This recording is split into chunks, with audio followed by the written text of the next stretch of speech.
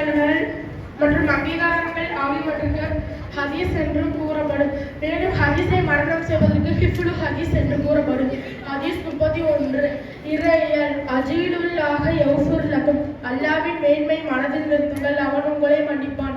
ஹதீஸ் 32 வணக்கவியல் சூமு தசிஹு, நோன்பு வையுங்கள் ஆரோக்கியம் பெறுவீர்கள். ஹதீஸ் 33 வணிகவியல் லஅனல்லாஹு ஸாரிக், அல்லாஹ் திருடனை சபிக்கின்றான்.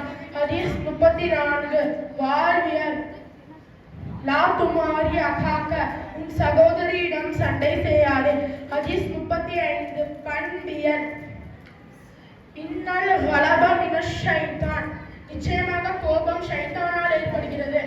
ஹதீஸ் 36 இறையல் மன் அதாஅனி தஹலல் ஜன்னத, எவர் என்னை பின்பற்றுகிறாரோ அவர் சுவனம் புகுவார்.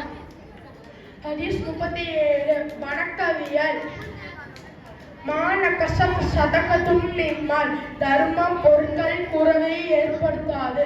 ஹதீஸ் 38 வணிகவியல் தலபுல் ஹலாலி வாஜிபுல் அலா குல்லி முஸ்லிம், ஹலாலை தேடுவது ஒவ்வொரு முஸ்லிம் மீது கடமையாகும்.